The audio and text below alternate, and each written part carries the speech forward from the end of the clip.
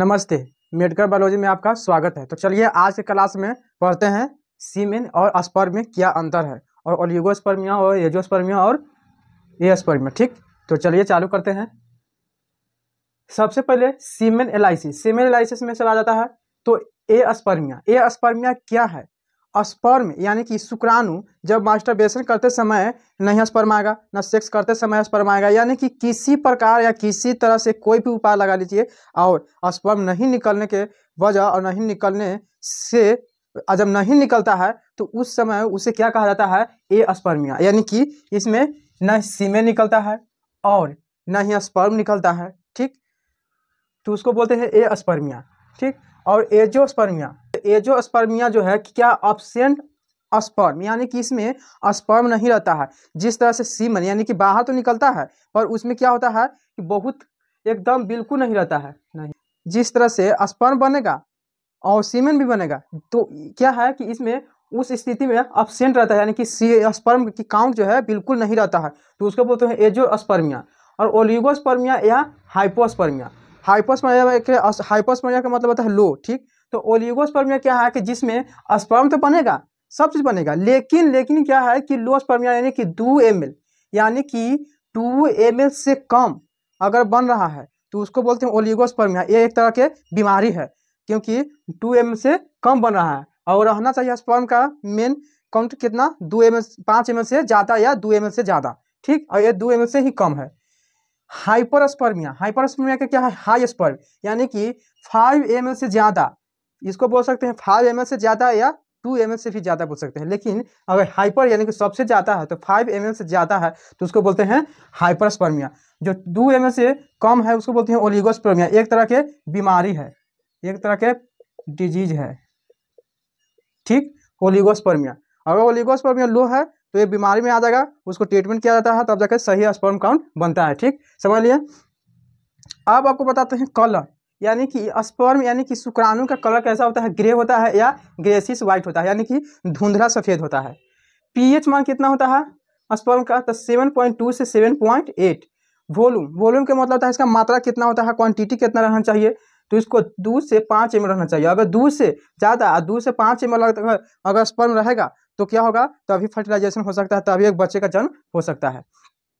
Liquefaction time क्या है? Liquefaction का मतलब होता है लिक्विड। ठीक, तो स्पर्म जो है स्पर्म बाहर निकला और वो बाहर किस फॉर्म में निकलता है? एक गढ़ा टाइप रहता है, तो उस गढ़ा जो है तो वो गढ़ा को लिक्विड करना है तो वो लिक्विड को टाइम लगता है 10 से 30 मिनट तक रहता है। वो जब लिक्विड हो जाएगा, वो मतलब पानी जैसा हो जाएगा वो स्पर्म, तो क्या हो जाएगा? वही स्पर्म जो पानी से होता है लिक्विड हो गया तो उसको डायग्नोस्टिक यानी कि माइक्रोस्कोप से देखा जाता है कि कितना उसमें मोटिलिटी है शुक्राणु का, कितना जीवित है, कितना डेथ है और कितना बन रहा है, कितना है, वो माइक्रोस्कोप से पता चलता है। ठीक, तो उसको लिक्विफिकेशन टाइम बोलते हैं, जो लिक्विड हो जाता है। मोटिलिटी के मतलब क्या आता है? मोटिलिटी का मतलब होता है जीवित, कितना शुक्राणु स्पर्म जीवित है और जीवित रहना चाहिए। तो 60 से 95% जीवित रहना चाहिए। अगर उससे कम रहेगा तो एक बच्चे का जन्म नहीं दे सकते हैं। अगर 60 से 100 है, 95 है तो सही है। स्पर्म काउंट कितना होना चाहिए? 150 से 300 ml रहना चाहिए स्पर्म काउंट, तभी बच्चे को जन्म दे सकते हैं। और एक दिन में मनुष्य का स्पर्म 300 ml ही बनता है। ठीक, तो चलिए आप समझ लेंगे। अब इसके बाद समझाते हैं सीमेन वेस्ट और स्पर्म, यानी कि सीमेन और स्पर्म क्या है, इसमें अंतर बताते हैं। सीमेन जो है, सीमेन एक ग्रीक भाषा से लिया गया है। पूछ दिया जाएगा कि सीमेन किस ग्रीक भाषा का लैंग्वेज है, यानी कि भाषा है, तो एक स्पर्मिया एक ग्रीक भाषा का लैंग्वेज है जिसका अर्थ होता है रोपना। ठीक, अब स्पर्म क्या है? स्पर्म एक ग्रीक भाषा कौन सा है? तो स्पर्मिया है, और स्पर्मिया का अर्थ होता है क्या? बीज यानी कि सीड बोल सकते हैं इसको। ठीक, लेकिन इसका बीज भी बोल सकते हैं। तो स्पर्म का लैक्टिक नाम क्या है? तो स्पर्मिया। सीमेन का लैक्टिक नाम कौन सा है? तो सिरमेरा, जिसका अर्थ होता है रोपना और इसका अर्थ होता है बीज। ठीक, अब बताते हैं कि सीमेन और स्पर्म क्या है।